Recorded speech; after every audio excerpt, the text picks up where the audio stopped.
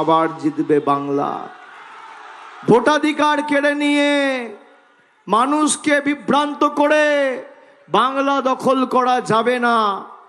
এই মুর্শিদাবাদ বিধানসভা কেন্দ্রে আমি চ্যালেঞ্জ করছি, এখানে মিডিয়ার প্রতিনিধিরা আছে, 5 বছর বিজেপির এখানে বিধায়ক ছিলেন, 12 বছর নরেন্দ্র মোদীর সরকার ক্ষমতায়, দীর্ঘদিন এই মুর্শিদাবাদ জেলায় কংগ্রেস রাজত্ব করেছে, অধীর চৌধুরীর সিন্ডিকেট চলেছে।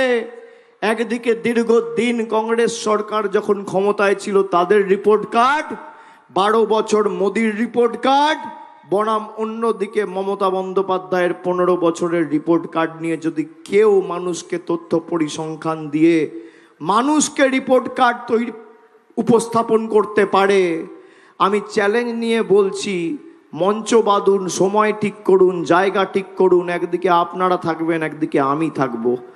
আমাদের সরকার মুর্শিদাবাদের জন্য কি করেছে, আর অন্যদিকে বিজেপি ক্ষমতায় তারা কি করেছে, আর কংগ্রেস যখন 10 বছর 4 থেকে 14 ক্ষমতায় ছিল কি করেছে।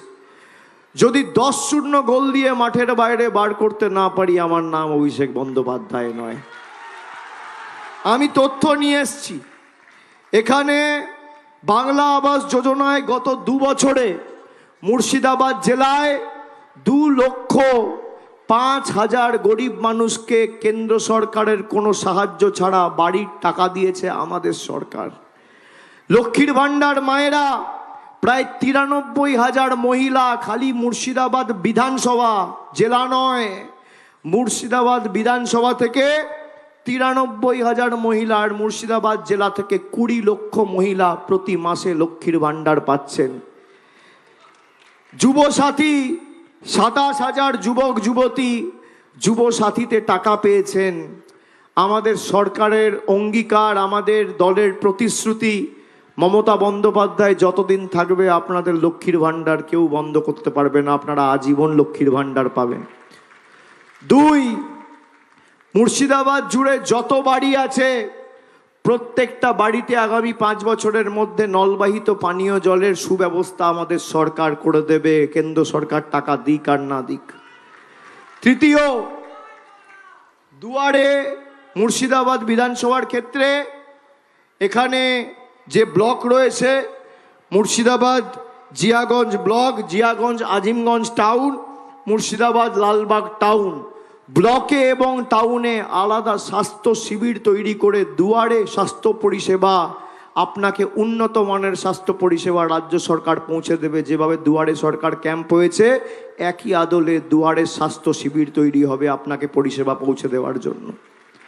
আমাদের 4র্থ প্রতিজ্ঞা, যত বয়োজ্যেষ্ঠ প্রবীণ নাগরিক আছেন তারা চিন্তিত হবেন না, মমতা বন্দ্যোপাধ্যায় কথা দিয়েছে, আমাদের প্রতিশ্রুতি, 60 ঊর্ধ্বে যাদের বয়স, যারা বার্ধক্য ভাতার ফর্ম ফিল আপ করেছেন তাদের সবাইকে আগামী 5 বছরের মধ্যে বার্ধক্য ভাতা ডাইরেক্ট ব্যাংক অ্যাকাউন্টে পৌঁছে দেবে আমাদের মামাটি মানুষের সরকার, কেন্দ্র সরকার টাকা দিক আর না দিক।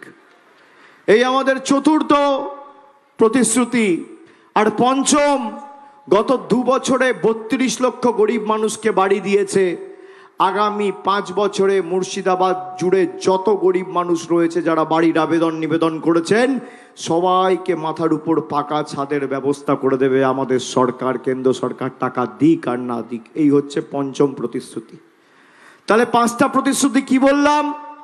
1, আজীবন লক্ষ্মীর ভাণ্ডার, 2, বাড়িতে বাড়িতে নলবাহিত পানীয় জল, 3, দুয়ারে স্বাস্থ্য শিবির, 4, বার্ধক্য ভাতা, 5, সবার জন্য বাড়ি। মুর্শিদাবাদকে ঠিক করতে হবে যে আমরা কার সাথে আছি, আমরা অনাচারের সাথে আছি না আমরা উন্নয়নের সাথে আছি। এখানে বিধায়ক যিনি ছিলেন, কলকাতা মুর্শিদাবাদ আজিমগঞ্জ হয়ে মণিপুরগামী যে সাইরং এক্সপ্রেস এবং একটা সাপ্তাহিক ট্রেন চলে হামসাফার এক্সপ্রেস, তাও হামসাফার এক্সপ্রেস খুব সম্ভবত আমি যতদূর জানি মুর্শিদাবাদে থামে না। মুর্শিদাবাদ ও বহরমপুরে বিজেপি বিধায়ক 5 বছর সময় কাটিয়েছেন। দাঙ্গা লাগানোর জন্য আছেন, অশান্তি তৈরি করার জন্য আছেন, কিন্তু একটা নতুন ট্রেন চালু করার এদের ক্ষমতা নেই। এই হচ্ছে বিজেপির বিধায়কদের ক্ষমতা। অন্যদিকে আমি বহরমপুরের যারা আজকে সভা দেখছেন, আমি তাদের উদ্দেশ্যে বলতে চাই, বহরমপুরে আমি যতদূর শুনেছি সিপিএম নাকি প্রার্থী দেয়নি। আমি বামপন্থী বন্ধুদের জিজ্ঞেস করতে চাই, 23 তারিখ ভোটটা কাকে দেবেন? অধীর চৌধুরীকে, যার সিন্ডিকেটের দুর্নীতির গুন্ডামির সিন্ডিকেটের সূর্য যখন মধ্য গগনে ছিল, তখন যেভাবে একের পর এক সিপিএম কর্মীদের উপর অত্যাচার হয়েছিল এই জেলাতে, 2011-এ মমতা বন্দ্যোপাধ্যায় ক্ষমতায় আসার পরে এখানে কোনো সিপিএম কংগ্রেসের নেতা কর্মীদের উপর অত্যাচার হয়নি।